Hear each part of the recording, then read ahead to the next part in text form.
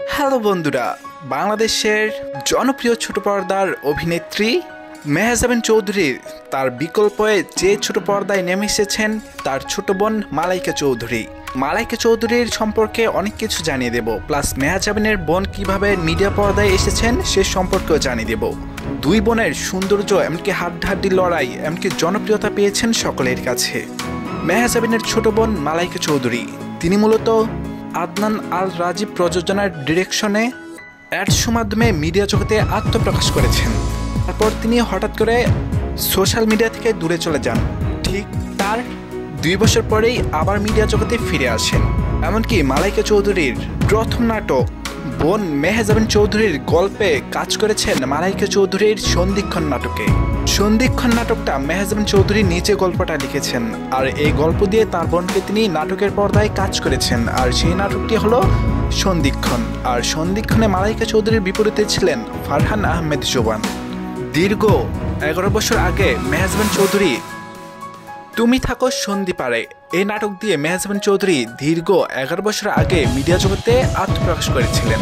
এমনকি তার বোন মালাইকা চৌধুরী 2024 সালে সন্ধিক্ষণ নাটক দিয়ে মিডিয়া জগতে আত্মপ্রকাশ করেছেন।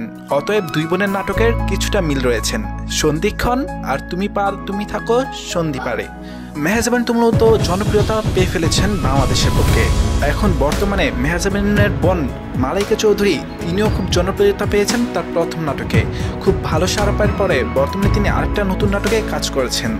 দুই বোনের আলোচনা এমনকি খুব সুন্দর, এমনকি গল্পের প্রযোজনার কারণে খুব জনপ্রিয়তা পেয়ে গিয়েছেন। এমনকি বর্তমানে মেহজাবিন চৌধুরী যেখানে যায় তার বোনকে তিনি প্রেজেন্টেশন করে দেন। অনেকে বলে থাকেন যে মেহজাবিন চৌধুরীর হাত ধরে মিডিয়া জগতে এসেছেন মালাইকা চৌধুরী। যদিও এটা সকলে বলে থাকেন, কিন্তু মেহজাবিনে সেটা পুরোপুরি ডিনাই করে গেছেন। তিনি বলেছেন যে আমার বোন আমার হাত ধরে মিডিয়া জগতে এসেছে, এটা ভুল কথা। আমার বোন অনেক আগেই গল্পের কাজ পেয়েছিলেন, কি মিডিয়া জগতে আসার জন্য অনেকেই অফার করেছিলেন, কিন্তু তখন পড়াশোনার কারণে এমনকি আমরাও চাইনি, অনেক ছোট ছিল যার কারণে আমরাও চাইনি তিনি এখন মিডিয়া জগতে আসুক। যেহেতু তিনি এখন অনার্সে উঠে গিয়েছেন প্রায় শেষের দিকে, এখন যেহেতু তিনি ফ্রি আছেন তাই আমরাও চেয়েছি যে ওর যদি ভালো লাগে তাহলে সে কাজ করে যাক। আমার হাত ধরে যে আমার বোন মিডিয়া জগতে এসছে এটা সম্পূর্ণ ভুল ধারণা, এই বক্তব্য দিয়েছিলেন মেহজাবিন চৌধুরী। অপরপক্ষে মালাইকা চৌধুরী বলেছেন আমি আমার বোনকে দেখে ইন্সপায়ার হয়ে মিডিয়া জগতে এসেছি। আমার বোনকে আমি দীর্ঘ 11 বছর দেখেছি মিডিয়া জগতে কাজ করতে, এমনকি খুব জনপ্রিয়তা পেয়েছে আমার বোন মেহজাবিন চৌধুরী।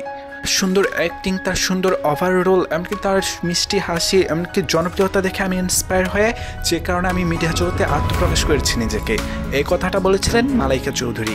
মেহজাবিন তো অনেক জনপ্রিয়তা পেয়েছেন, মালাইকা চৌধুরী কি আসলেও জনপ্রিয়তা পাবেন? কি মনে হয় আপনাদের? অবশ্যই আপনাদের মন্তব্য কমেন্ট করে জানিয়ে দেবেন।